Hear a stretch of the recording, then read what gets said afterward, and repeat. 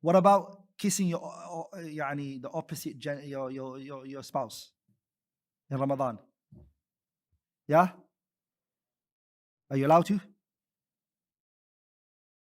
Some brothers are like, no. The young brothers, no.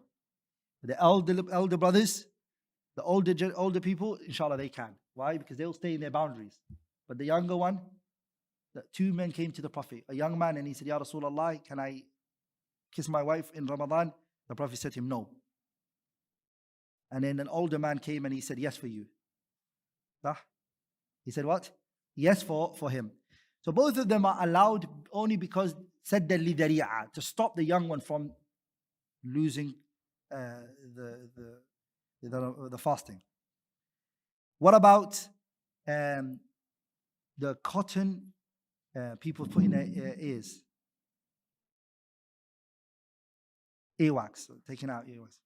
By the way, it's not good for your ears, by the way. Just as a side benefit. I learned it the hard way.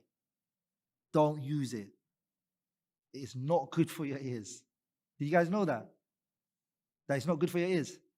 Why do you guys not share it with me?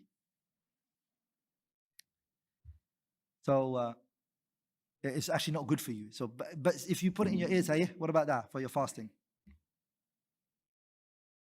Huh? The reason why we're asking these questions is because some scholars believe nothing can enter your body.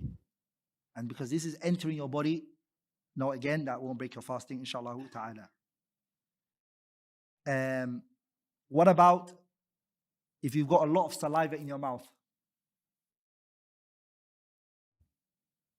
Then the ones that are not good, which is in your mouth, you have to spit it out?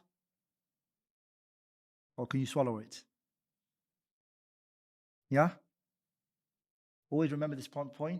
What is prohibited is what comes from outside into your body, not something that's in your body. Are we all together? So no, of course it won't be. It came from you to your body, no problem. Does that make sense?